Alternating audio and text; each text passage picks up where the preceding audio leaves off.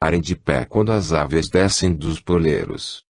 Uma das famílias, com que vamos travar conhecimento hoje, é a do Sr. Tobias Pedreira, composta de 6 pessoas, das quais uma é a sua esposa, Zulaine, 3 são seus filhinhos, menores de 8 anos, e uma é a sogra, mãe de Zulaine, a senhora Rita. Entremos na modesta habitação. Zulaine vem do curral, onde ela própria ordenhou as vacas. Acompanham-nas as crianças, limpando os lábios, molhados de leite, nos aventais. A avó arruma a casa. Já tem preparada a primeira refeição do dia e espera apenas o leite para o café. Há sobre a mesa bolachas e queijo.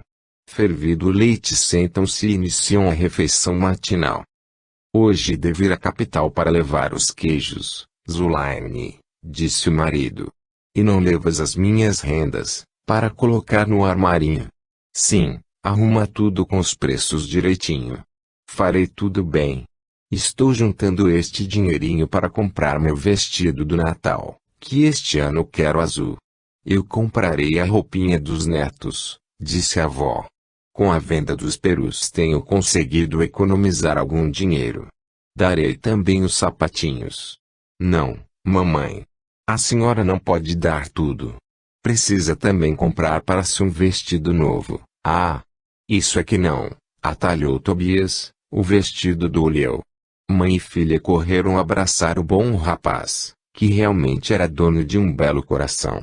Fim da refeição, Zulaine apressou-se a arrumar tudo para a partida do esposo que, pouco depois despedindo-se dos seus, saiu em demanda da capital, distante 4 horas de viagem de trem. As 2 senhoras o acompanharam com a vista e, em seguida, entraram para o interior da casa, a cuidarem dos seus afazeres. Parece que não estou hoje muito bem disposta, mamãe. Tenho um sono invencível. Não é para admirar, minha filha, tu acordas tão cedo, mas, isto, mamãe, é um hábito antigo e nunca sinto esta fadiga.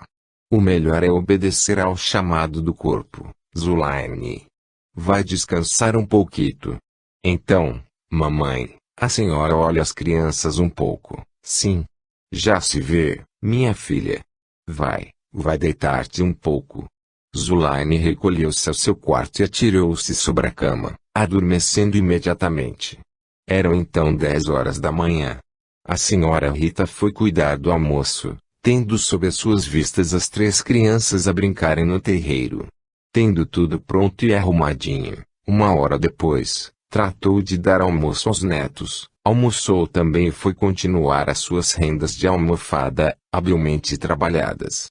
Entretida a trabalhar, não notou que as horas iam passando e Zulaine ia dormir. Sua atenção foi despertada pelo chamado da netinha mais nova. Vovó, a gente não janta.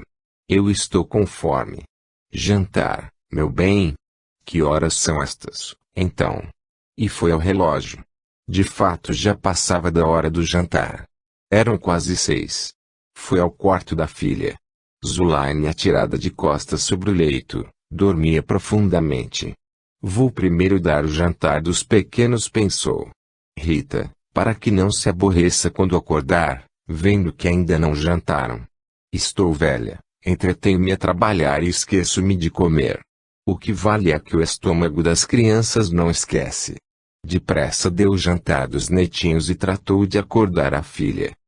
Entrou no quarto e quedou-se a olhar para Zulaine. Olá, filha, quando pretendes pular daí para fora?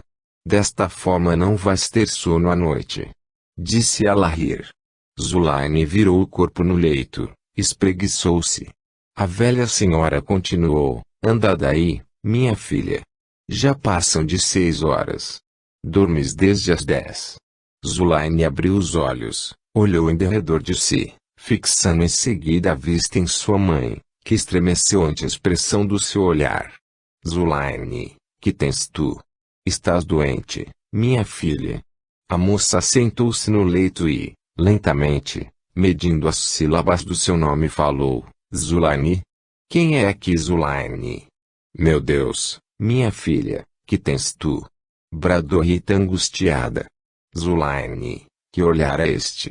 Zulaine, é tua mãe quem te fala, minha filha, terá enlouquecido, Deus meu.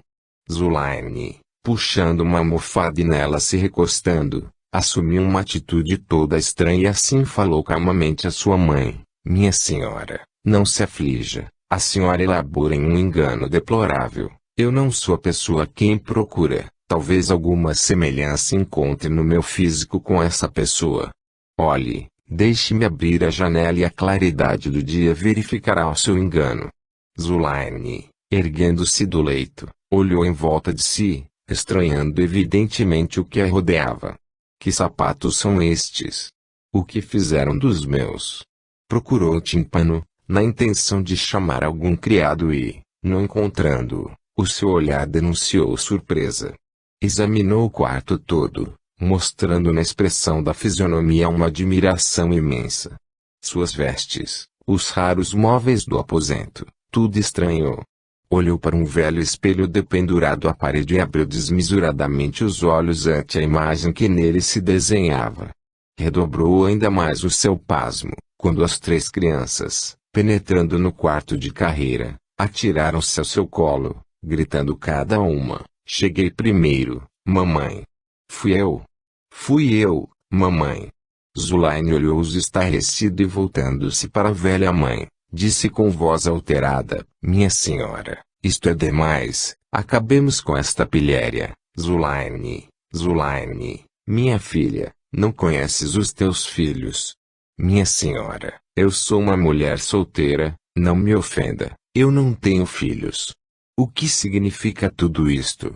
A pobre Rita, banhada em prantos, arrastou consigo os três netinhos e foi pedir auxílio aos vizinhos, anunciando que uma grande desgraça ferira, enlouquecera sua Zulaine. Esta, porém, não cometia desatino algum, por onde se pudesse concluir que houvesse perdido a razão. Sem compreender o que se passava consigo, ela decidiu-se a esperar resignada a solução do seu inexplicável caso. Convicta de estar num meio completamente estranho, não reconhecendo nenhuma pessoa em todas quantas lhe apareceram, julgava-se vítima de uma abominável cilada e corajosamente esperava o final daquele trama urdido contra sua pessoa. A hora das refeições aceitava com grande parcimônia o que lhe davam para comer, olhando com desdém para a pobreza da louça em que a serviam. Levantava-se às vezes, como quem procurava alguma coisa aí, súbito lembrava-se que estava privada de tudo quanto era seu. No fim de 3 dias chegou Tobias de volta da capital. Em caminho foi informado de tudo por um vizinho. O pobre homem não compreendeu nada aí, quando se avistou com a esposa, sofreu um golpe profundo em seu coração amantíssimo, quando ao aproximar-se dela, o seu olhar frio como aço cravou-se nele, dominador e severo. Minha adorada Zulaine! Bradou o pobre homem em soluços. Zulaine viu correr aquelas lágrimas, compungiu-se e, tomando uma resolução definitiva, começou a falar. Senhor, queira ter a bondade de prestar-me atenção por alguns momentos. Seja franco, seja verdadeiro. Onde estou eu? E por que estou aqui? Porque me sequestraram. O Senhor chora. E por quê? Eu é que deveria chorar, pois me vejo fora do meu lar, privada do que é meu, dos meus livros, do meu piano, dos meus amigos, sem uma pessoa conhecida, entre estranhos. Compreende, isto é horrível. Que fiz eu para tal castigo? Nenhuma peça das minhas roupas me permitem usar. Dão-me uns trapos para vestir, para calçar. Zulaine, é o teu marido quem te fala. Olha, vendi as tuas rendas, trago-te 50.000 réis.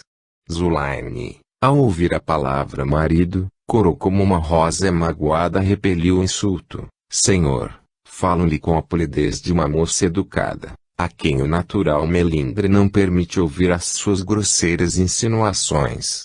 E, retirando-se com um passo ativo e firme, fechou-se no quarto de dormir. A situação assim se manteve por 30 dias, até que alguém mais avisado opinou por consulta médica.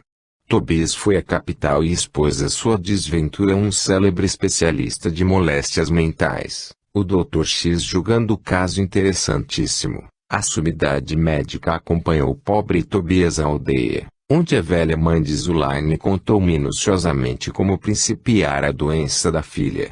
Em primeiro lugar, não lhe digam que sou médico. Sou um viajante que aqui vim pedir pousada, ordenou o doutor. Deixem-na proceder com toda a naturalidade, pois é assim que desejo vê-la. Assim se fez. O Dr. X instalou-se em casa de Tobias como um viajante qualquer, que ali houvesse pedido pousada. E começou as suas observações. À mesa do almoço viu Zulaine pela primeira vez e, levantando-se, cumprimentou-a gentilmente, sem estender-lhe a mão. Zulaine cortejou com a finura e elegância de uma dama de alta roda. O médico durante o almoço observou-lhe os menores gestos, notando que obedeciam sempre às mais severas regras de educação. Não foi difícil para o Dr. X ganhar a simpatia da moça, caprichando ele próprio em demonstrar a sua distinção de maneiras.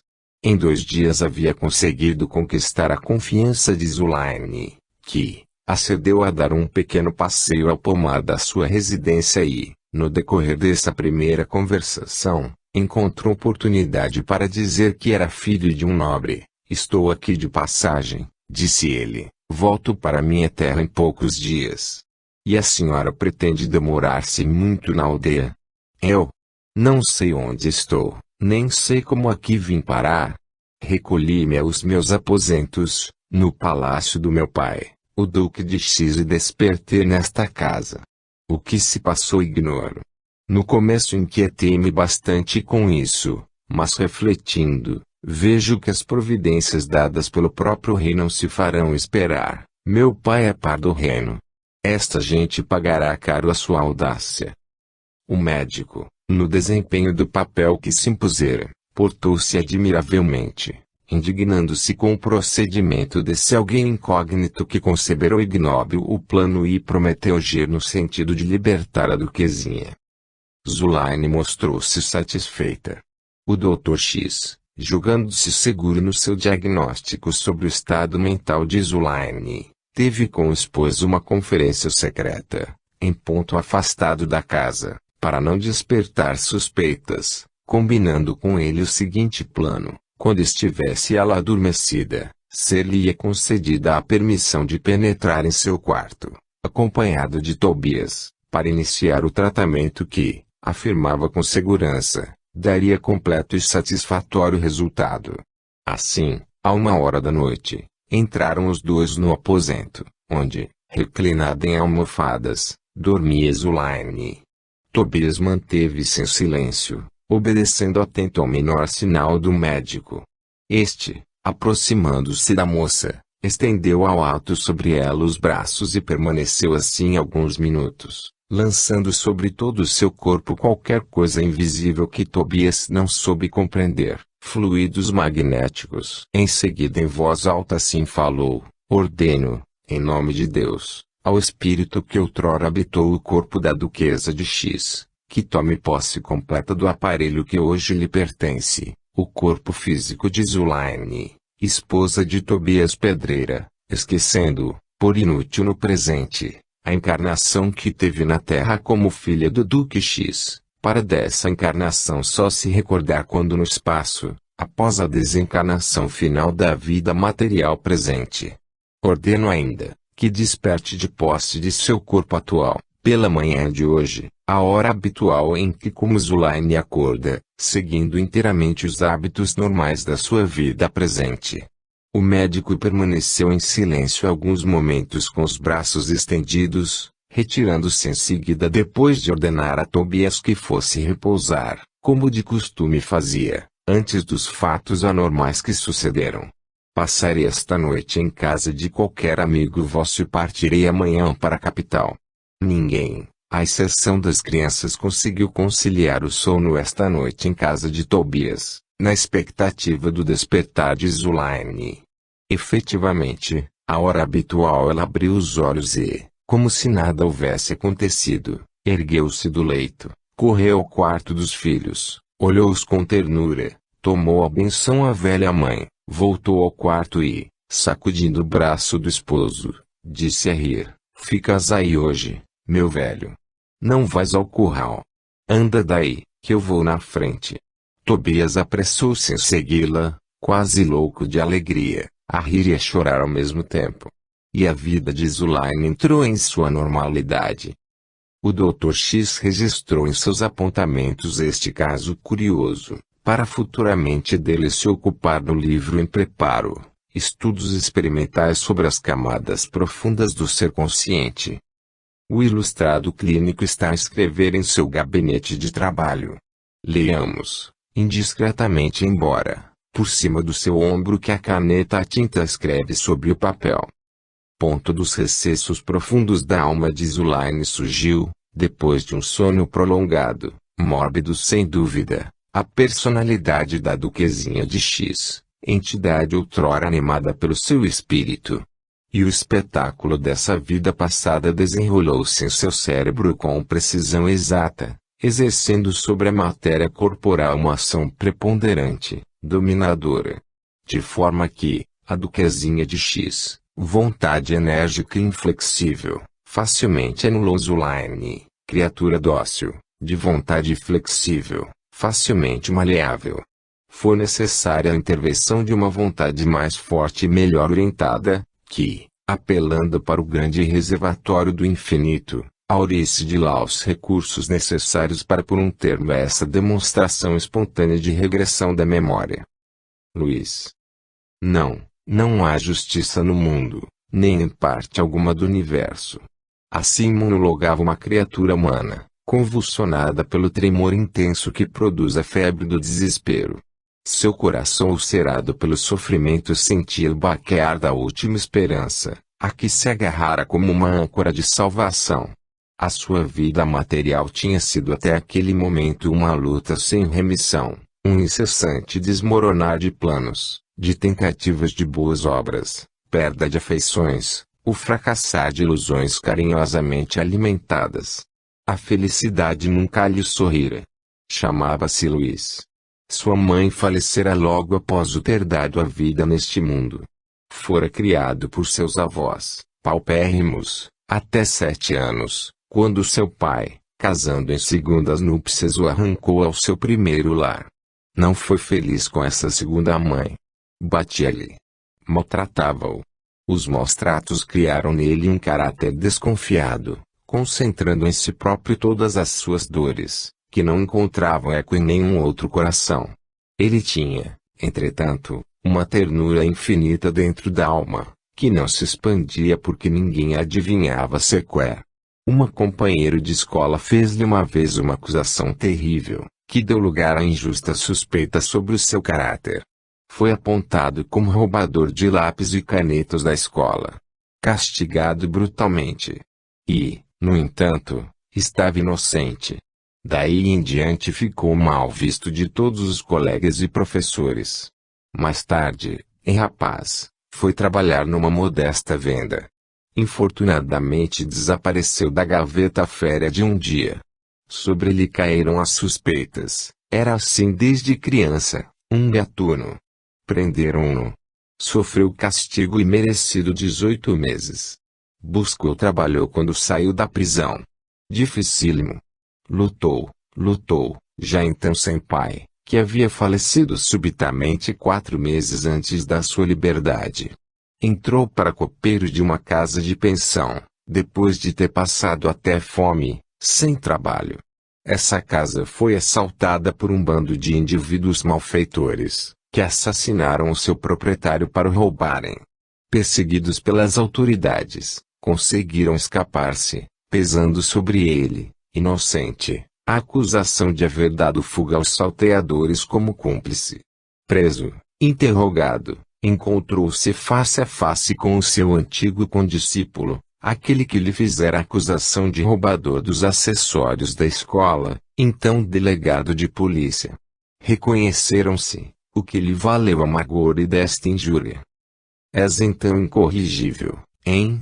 Gatuno nasceste, gatuno has de acabar. Cambaleou como um ébrio, ante a ignóbil acusação, Quis falar, defender-se não pode. Faltou-lhe a voz, as pernas tremeram-lhe, o cérebro girou como uma ventoinha, teve a sensação de uma vertigem e caiu pesadamente ao solo. De quanto tempo esteve fora de si não teve conhecimento. Foi transportado para um hospital de epiléticos. Ali travou conhecimento com uma enfermeira, a quem se afeiçoou, porque o tratava com carinho. Combinaram casar-se um dia, quando ele ficasse bom, e era essa sua última esperança na vida. Mas em verdade, a pobre mulher não compreendeu o alcance da sua leviana promessa, que jamais teve a ideia de cumprir. Voltando à sua aldeia natal, desposou um primo com quem tratara casamento havia 2 anos e nem se preocupou com o infeliz apaixonado que deixara no hospital. Ele a esperou, sem compreender o seu silêncio. Depois de 2 meses de ausência, timidamente perguntou por ela a um empregado da casa.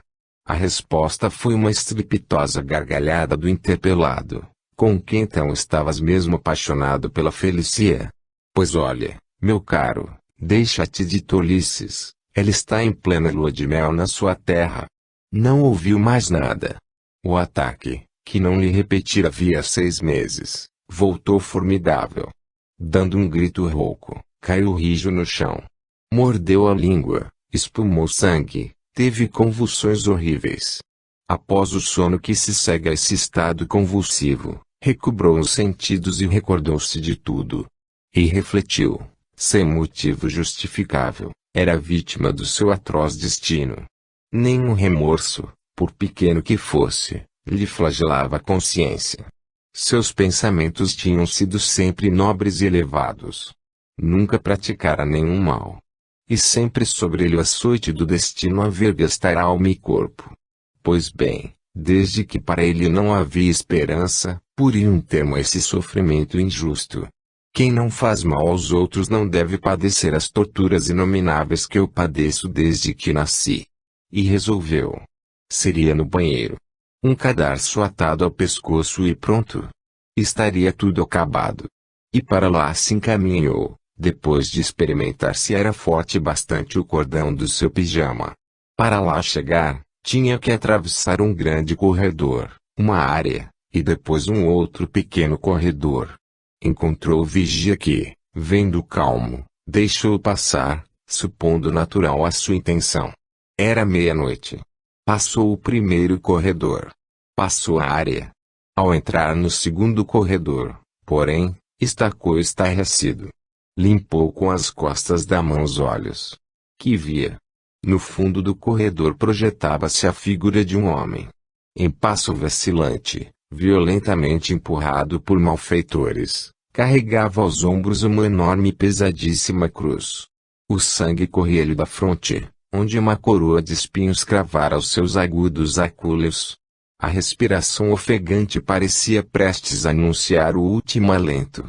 E esse homem, carregando o pesadíssimo madeiro, na angústia inexprimível de um sofrimento sem igual, levantou os olhos para ele e perguntou-lhe, com uma voz doce e meiga, que lhe penetrou o íntimo da alma: E eu, filho, o que fiz para merecer este suplício?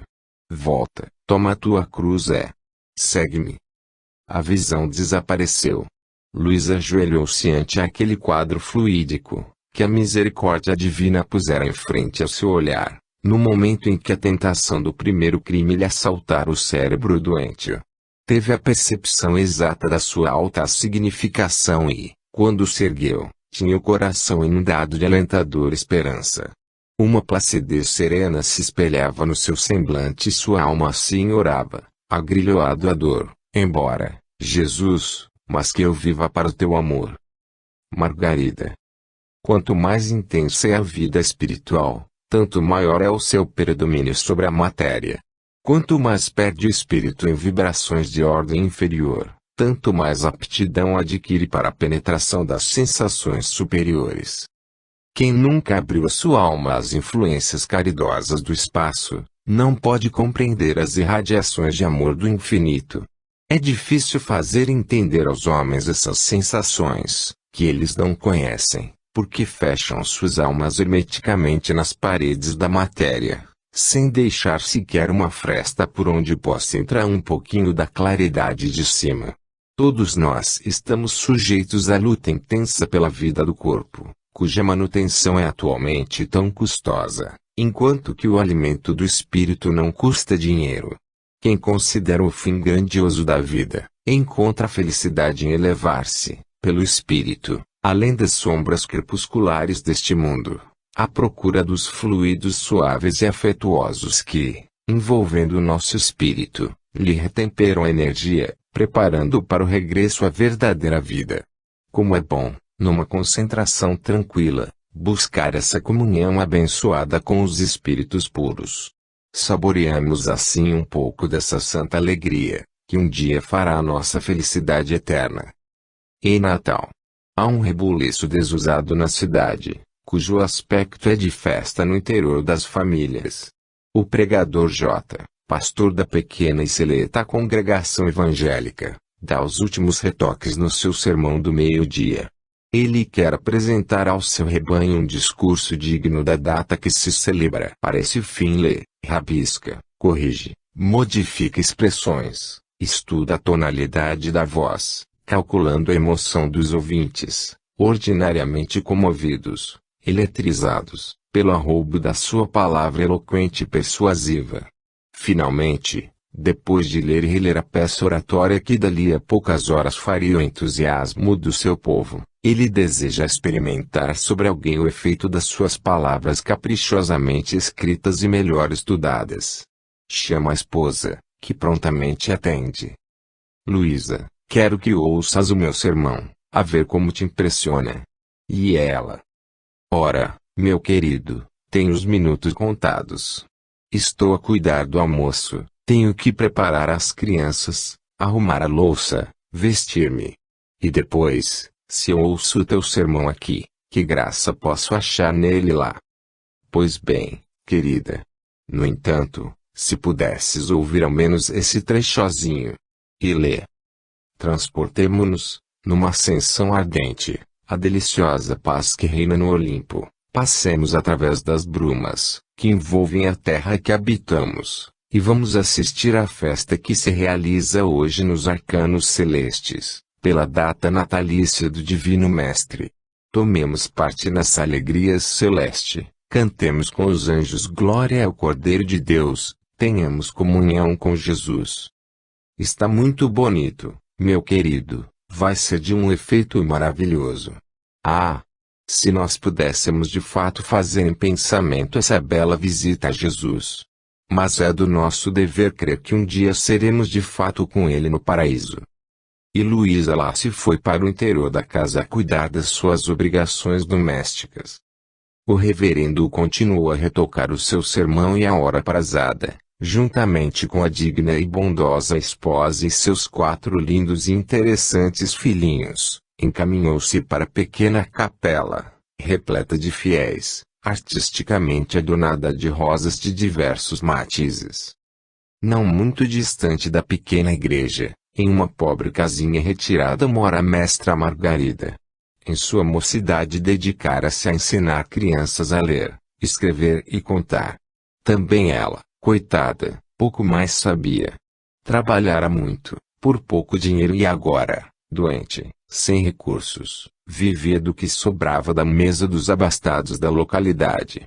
Fora sempre muito dedicada à igreja, da qual se afastara aquele ano, porque a moléstia não lhe permitia o contato com os sãos, lhe dissera o médico.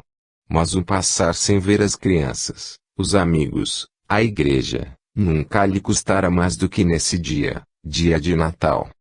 Quando os acordes do velho órgão feriram docemente seus ouvidos, a infeliz Margarida, debulhada em prantos, soluçou.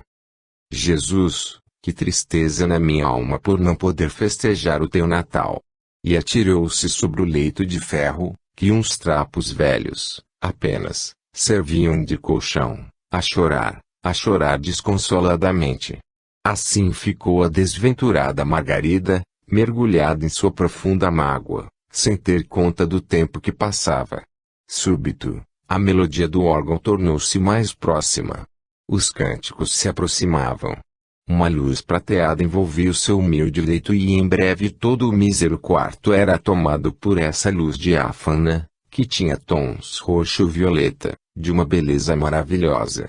Seres brancos, rosa, azul claro, baixaram por entre nuvens, que certamente desciam do céu. Lenta e suavemente tomaram a pobre Margarida em seus braços e a levaram consigo. Ela se viu, de repente, levada por eles até uma altura, que jamais pensou subir. As entidades celestes sutilmente pousaram o seu corpo em macia relva, que o cativava aquelas paragens encantadoras e lhe trouxeram de beber água de fonte cristalina, que corria límpida e serena a poucos passos. Ela bebeu, bebeu e saciou-se. Então, as entidades lhe fizeram sinal para que se erguesse e a conduziram a um local não distante, onde eram entoados hinos de suavidade jamais ouvida na terra.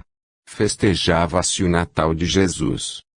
Margarida extasiava-se ante aquela harmonia deliciosa, fechando os olhos para ouvir melhor, quando mansamente uma voz segredou-lhe: "Abra os teus olhos e vê." Jesus em pessoa estava à sua frente. Margarida teve um deslumbramento. "Perdoa-me, Senhor, se a ti ergo os meus olhos." E Jesus, sereno e doce, a abençoou, dizendo: "Não estavas tu triste por não poderes festejar o meu Natal? Sacia-te, pois, do meu amor. Eu estarei sempre ao pé dos fracos, dos desamparados, dos pobres da terra. Quero e aceito o amor sincero dos corações simples, que dentro em si erigem um altar para mim. Volta para a terra cumprir a tua prova, resignado e crente, cedo voltarás para mim." E Margarida se sentiu trazida para o seu humilde casebre. Mas tinha encontrado o amor de Jesus e sentia-se forte para o resto da provação que lhe cumpria terminar na terra. Compreendeu então que cada criatura deve erigir no seu coração um templo a Jesus, não sendo necessário para louvar a Deus recursos de oratória, previamente estudada, mas o louvor espontâneo que nasceu do coração. Na tércia, há uma força soberana e justa, que tudo do alto dirige, com sabedoria infalível. Acima das nossas cabeças, mundos perfeitos existem, de onde descem as inspirações boas, para os de boa vontade em nosso planeta. As nossas aptidões particulares são guiadas pelas entidades do espaço, sempre prontas a auxiliar em o desenvolvimento das nossas faculdades superiores. Em cada uma das suas encarnações novas traz o nosso espírito as aquisições de outras encarnações, que aguardam apenas oportunidade para desabrocharem em pleno vigor. Os brinquedos das crianças revelam ordinariamente a sua aptidão particular. Diz a história que Napoleão, em criança, costumava brincar de guerreiro, comandando sempre os seus infantis exércitos. Existem crianças de precoce talento, adormecidos na profundeza do ser, conhecimentos de ciências e artes, que são o capital acumulado de longas existências de labor consecutivo. Esses são os grandes gênios que o mundo admira e venera, não sabendo explicar com exatidão o porquê dessas exceções da natureza. Mas o Espiritismo nos diz que tais fenômenos são a demonstração positiva da lei das vidas sucessivas, bem como a prova cabal de uma orientação superior extraterrena, que encaminha e dirige os seres para o seu real destino, força oculta que desperta as faculdades físicas do ser, para sua comunicação com a essência divina. Na Tércia era uma pequerrucha de 4 anos, que parecia apenas ter 2,5. Amarelinha e magra, dona de uns bracinhos esguios, que terminavam em 2 pequeninas mãos descarnadas, firmava-se sobre 2 pezinhos microscópicos, sempre descalços, quer chovesse, quer fizesse sol. Era filha póstuma de um operário, que perdera a vida em um desastre de trem. Sua mãe, para angariar a própria subsistência e da desventurada filhinha, empregara-se de lavadeira em um casal riquíssimo, que consentiu em que trouxesse consigo a criança, pagando-lhe menos do que se viesse só. Na Tércia vivia com a sua mãe no fundo da grande chácara, onde era situada a lavanderia e nunca lhe era permitido ver o resto do imenso palácio, porque filha única do casal, a pequena Dulcinea, dotada de um gênio turbulento e mau, implicava com ela. A pobre mulher evitava sempre que a pequena tomasse o caminho da grande casa, temendo os modos brutos da riquíssima herdeira daqueles milhões. Natércia era boazinha, mas era criança. Seu entretenimento predileto era bater no fundo de uma lata vazia de querosene, o seu piano. E não raras vezes sua pobre mãe foi admoestada para fazer cessar aquele barulho. Mas a pequenina desandava a chorar, que metia dó, ao ver-se privada da sua maior distração. Um dia, levada pela mão, acompanhou sua mãe à casa próxima de uma amiguinha dos patrões. A senhorita da casa estudava sua lição de piano. A criança a viu pela primeira vez um piano de verdade. No palacete escutava apenas os acordes desarmoniosos que a menina Dulcinea, sem jeito nem gosto algum pela música, arrancava do seu instrumento, vítima indefesa da sua má vontade ao estudo.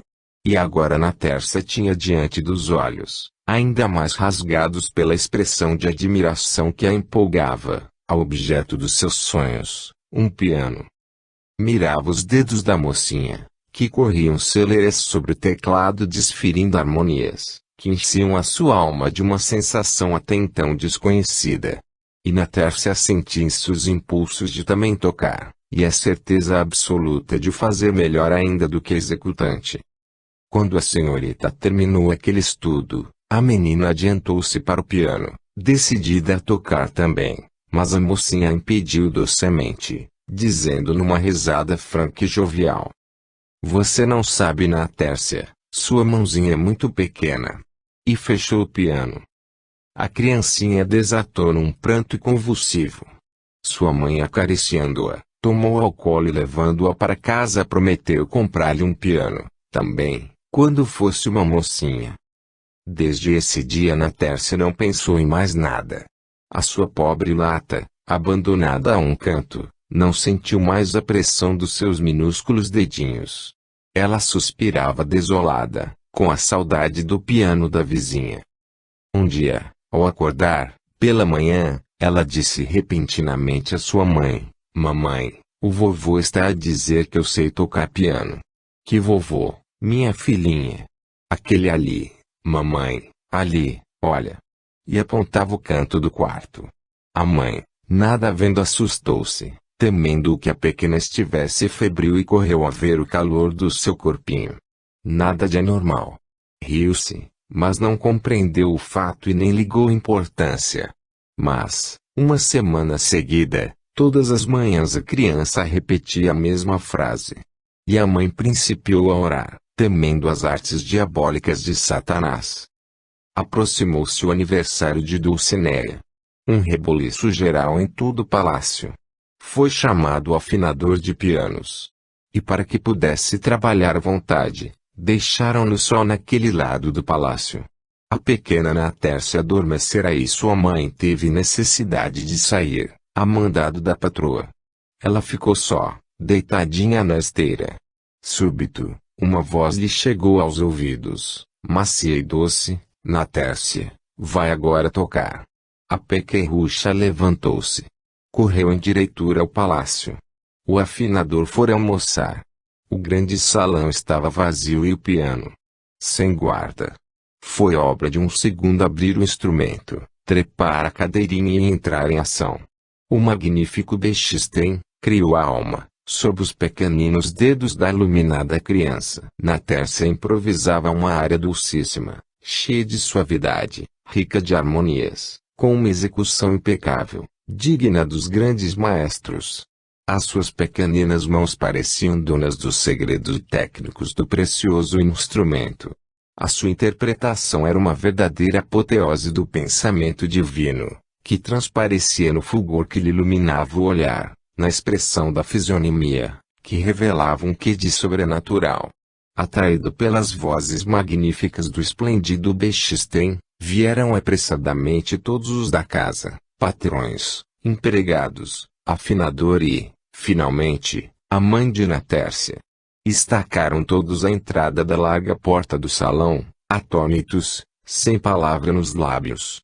A pequena continuava a tocar, sempre improvisando, com extraordinária maestria, tendo estampado na face o fulgor do gênio. Abi. Pelo poder que Deus concedeu ao pensamento, façamo-lo recuar 200 anos atrás. Assim, encontramo-nos em uma confortável morada, estilo medieval, à hora do crepúsculo da tarde. Uma bela senhora de 40 anos presumíveis, entretinha-se a folhear um álbum de fotografias, na sua maioria antigas, fazendo reparos, comentários, em torno de cada uma, no que era acompanhada pelo seu esposo, que, reclinado em espaçosa poltrona, mostrava no rosto de feições enérgicas, mas amenizadas pela expressão da ternura do olhar, reveladora de profunda bondade, uma ansiedade que não podia esconder.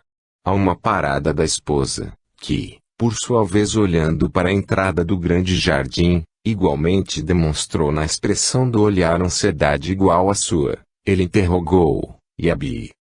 A senhora respondeu com voz incerta, ainda não voltou do seu habitual passeio. Quanto me preocupa o futuro desta filha. Não compreendo, minha cara Marta, como foi possível sair de ti, a excelente, meiga criatura que és, alguém com o modo de ser da nossa filha.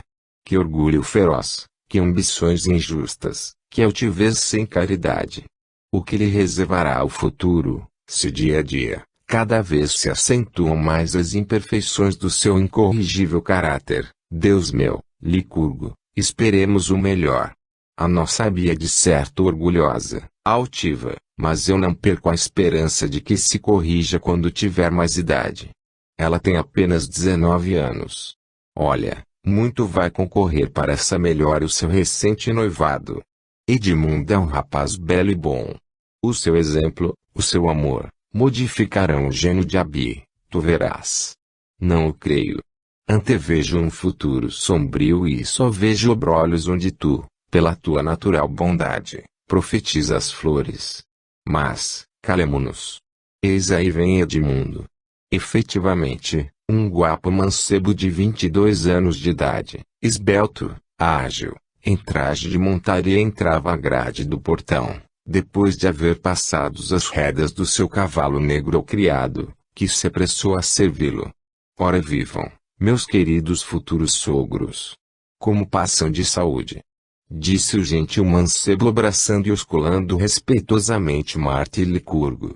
Bem, muito bem, responderam ambos retribuindo o afetuoso abraço.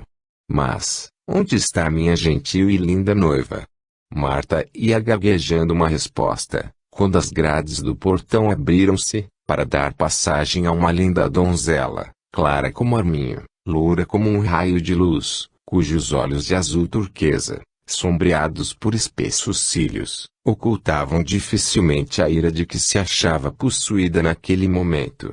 Não é possível, minha mãe, falou Abi, sem cumprimentar sequer o noivo, continuar a permitir em nossas terras essa quantidade de negros, que as infectam. Bem sabes quanto me é desagradável à vista esse acampamento, que se estende até o rio de Casebres, onde prolifera essa raça maldita, que deveria ser varrida a chicote da superfície do globo. Não é possível fazer um passeio higiênico em nossas terras. A cada passo nos surge pela frente uma dessas imundas criaturas, algumas das quais permitem até aos horripilantes mostrengos que são seus filhos, nos virem saudar de perto. Ah! Mas que lição tomou hoje uma representante dessa repugnante colônia africana, em maldita hora aqui domiciliada? Enquanto tiver vida se há de lembrar, eu garanto. E certamente não terá mais a ousadia de mandar o seu nauseabundo filho oferecer-me flores quando passar. Atrevida! Mas a culpada és tu, minha mãe, que os tratas como não merecem, saudando-os, visitando-os, levando-lhes remédios, dando-lhes roupas, em uma palavra fazendo deles gente. É ridículo. Mas, desculpa-me, Edmundo, tu já não és de cerimônia para mim e certamente compreenderás quanto é justa minha indignação, se bem que és também um pouco fraco para com essa canalha. Como tens passado? Jantas conosco, não é? Sim, respondeu Edmundo. Um ambiente pesado reinou desde a entrada de Abi. Nenhum dos três presentes se sentia bem. Marta silenciosa e triste, Licurgo apreensivo, Edmundo incerto. Assim decorreu todo o jantar. À noite a conversa foi banal até a hora em que o noivo se retirou. Pela manhã Licurgo chamou Abi ao seu gabinete e, em frases polidas porém severas, verberou o seu procedimento de véspera. Habituada a respeitar seu pai, Abi procurou justificar a sua conduta, o que não conseguiu. Licurgo adorava sua esposa, que, humilde, carinhosa e boa, era o anjo bom de toda aquela redondeza.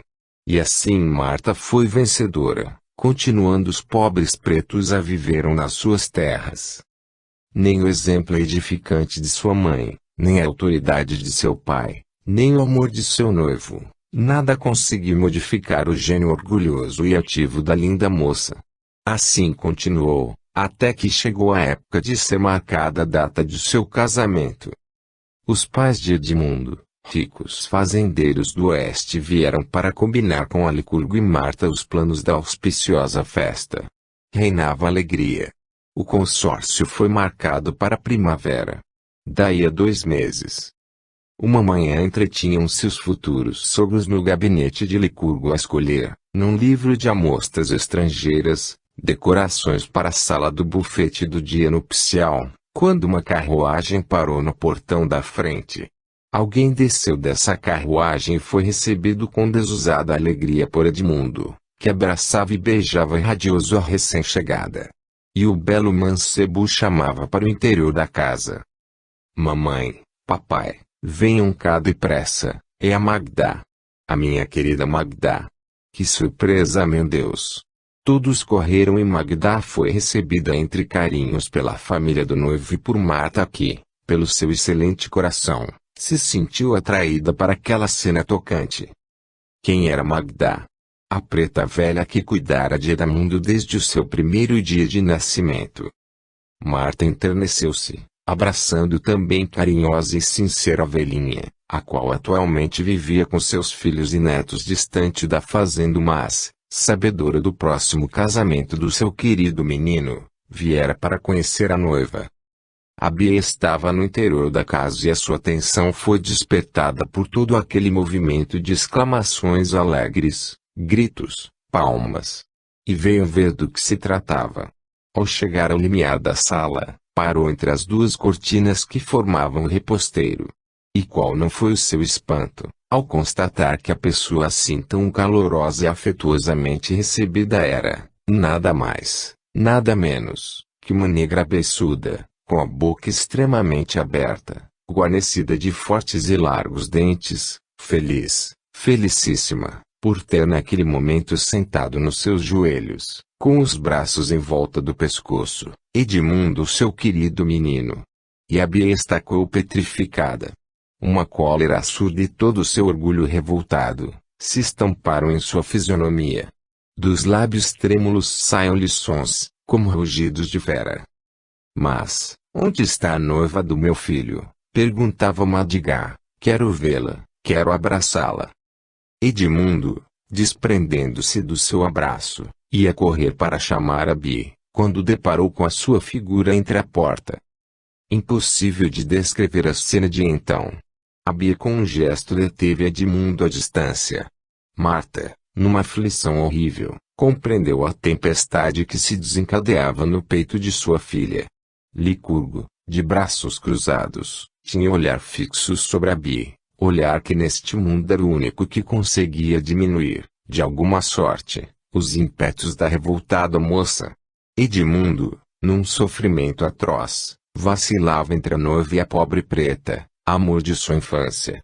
E Madá atônita, titubeando, sem compreender a princípio o horror daquela situação, olhava para cada um de per se, tendo uma interrogação vaga no olhar. Finalmente, erguendo-se, encaminhou-se para Bi, a qual tornou-se pálida de morte. Nem mais um passo, negra, vociferou a moça, aliás te arrependerás. A Bi, gritaram a um tempo seus pais e o noivo enquanto o pai de Edmundo chamava a seus braços a pobre preta que, rápido como um relâmpago, compreendeu tudo. Ah! Pai do céu, fui a causa da infelicidade do meu filho. E a pobre mulher, tomada de forte crise cardíaca, expirou nos braços de Edmundo, que correu ampará-la. A Bia, num ímpeto de arrependimento, caiu de joelhos bradando: meu Deus, faze-me negra, mas dá-me uma alma de aminho, pura como a neve. Escusado é dizer que o casamento não se realizou. Edmundo não podia esquecer porque morrera sua velha ama. A Bia permaneceu solteira. Esta é uma história contada por um espírito. Todos os seus personagens se encontram na atualidade novamente na Terra, à exceção de Edmundo que já voltou ao espaço outra vez. A Bia é hoje asilada em uma instituição espírita. Seu desejo foi satisfeito, é de cor preta. Flores do Céu. Rio de Janeiro, 1933. É este, leitor amigo, o título do livrinho que vais ler, e, realmente é esta a melhor designação que, com toda a propriedade lhe cabe. O céu, essa mansão divina de amor e luz, sonhada por todas as gerações, jamais deixou de estar em contato direto com a terra, tal como a luz com a sombra e a noite com o dia. O homem, no entanto, engolfado na treva da carne, na noite de sua ignorância não o podia perceber, não o podia compreender, não o podia escutar. Mas, assim como a gota d'água perfura a rocha, malgrado a sua resistência, assim também o tempo, com a sua indispensável ação e a lei da evolução a que Deus tudo submeteu, conseguiu que a durez da ignorância e a treva espiritual do mesmo fossem adelgaçadas e ele, finalmente, percebesse essa intercessão benfazeja, para esclarecer-lhe a alma e preparar-lhe o coração para o bem. Assim, o véu do mistério se rasgou, o túmulo deixou de ser mudo e frio, e aqueles que lá ingressaram deixaram de ser os mortos para serem os vivos. Não mais são eles os ausentes, apenas se tornaram invisíveis, na frase genial de Victor Hugo. A vida espiritual em nossos dias deixou, pois, de ser um mito, uma hipótese, para ser uma incontestável realidade. Aqueles que para ela partiram, tal como para um país distante, ou um lugar próximo, podem, nossos amigos que são, seres queridos e afeiçoados, comunicar-se conosco, transmitindo-nos os seus afetos, testemunhando-nos os seus sentimentos e provando-nos a sua identidade. Assim, baixam desse mundo espiritual até nós aqueles que foram libertados da terra, para nos darem a prova indestrutível da sua existência real e verdadeira nesse mundo que nos aguarda. Eis, caro leitor, o que vais encontrar nas singelas e despretensiosas páginas deste minúsculo livrinho.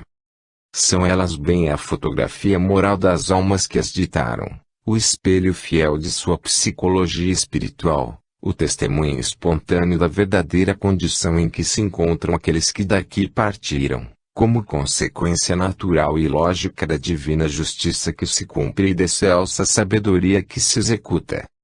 Lê e medita sobre elas, aproveita a experiência de quantos espontaneamente aí depositaram seus depoimentos em coração amigo, como mediador desse céu ainda tão bem oculto para os cegos do espírito e duros de coração. Compreende que, tendo todos nós de ingressar também nesse mundo de sombras e de dúvidas misteriosas, depoimentos e lições são estas de um valor extraordinário, verdadeiras flores do céu que nos chegam, reunidas em um buquê de amor e verdade, para aromatizar as nossas almas com a fragrância da singela bondade de quantos aí se revelam, chamando a nossa atenção para as realidades que nos aguardam no mundo espiritual, que será um dia a nossa morada também. Lê com todo o teu carinho, com toda a tua atenção, e, em cada um desses relatos encontrarás uma lição salutar para o teu espírito e um suave conforto para o teu coração.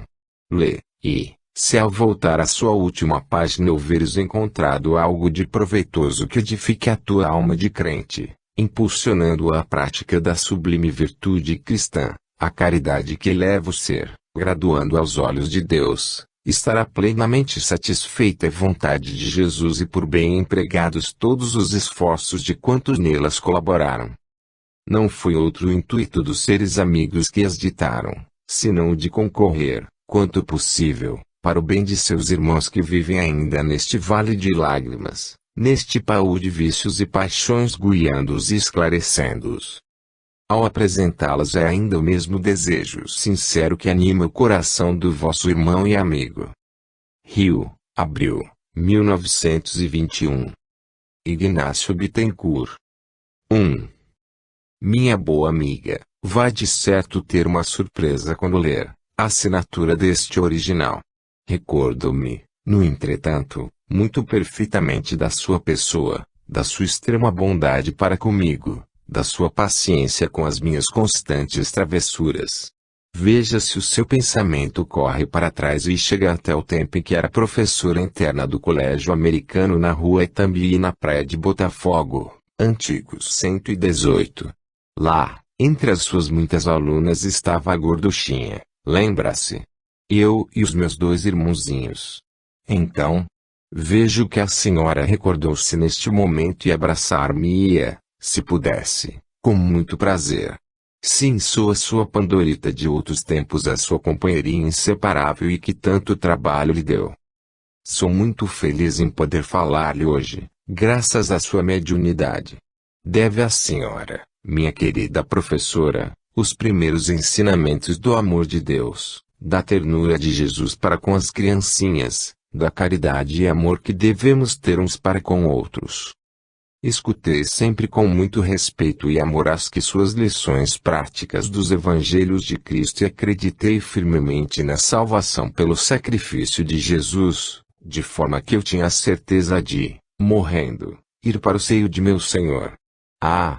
Minha querida e boa professora, quando Deus achou que era bom chamar-me, e eu vim para a região dos espíritos crentes em Deus, as suas lições me foram de grande proveito porque eu amava a Deus com todo o meu coraçãozinho de criança e a você eu devo essa graça infinda.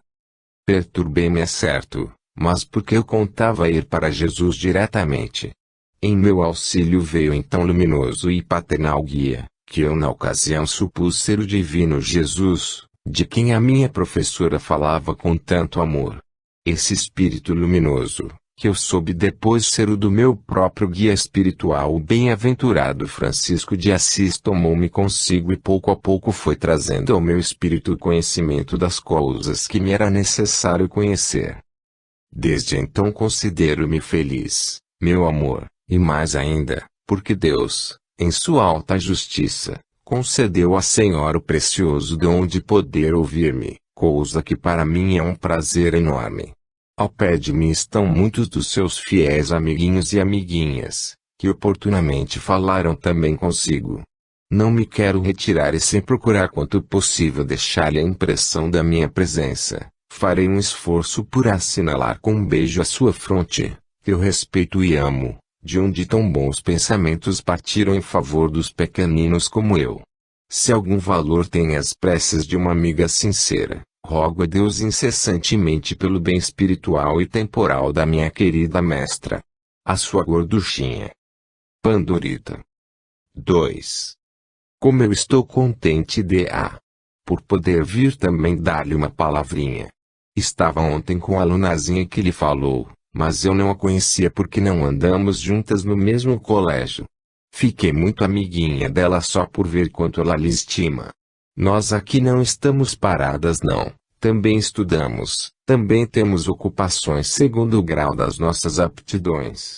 Graças a Deus temos os nossos guias, que muito se ocupam de nós ensinando-nos as coisas que ignoramos, mostrando-nos as belezas do espaço, que precisamos conhecer, e cultivando em nós os sentimentos de caridade e amor que Jesus Cristo deseja que fiquem gravados no nosso interior, para que quando voltarmos à Terra não caiamos nas fraquezas da vez passada. Eu, por exemplo, tenho o propósito firme de não mais mentir e espero com a graça de Deus jamais faltar à verdade como tantas vezes fiz. E a minha boa mestra, que tanto procurava incutir-me o horror a este tão feio hábito, Ainda me recordo do castigo que tomei por uma história que inventei contra outra. Mas estou muito arrependida destes erros e Deus me ajudará a limpar meu coração de tão negro vício. Falando-lhe hoje, conforme era a minha vez, eu quero assegurar-lhe que lhe consagro a mesma estima que quando andava em sua companhia.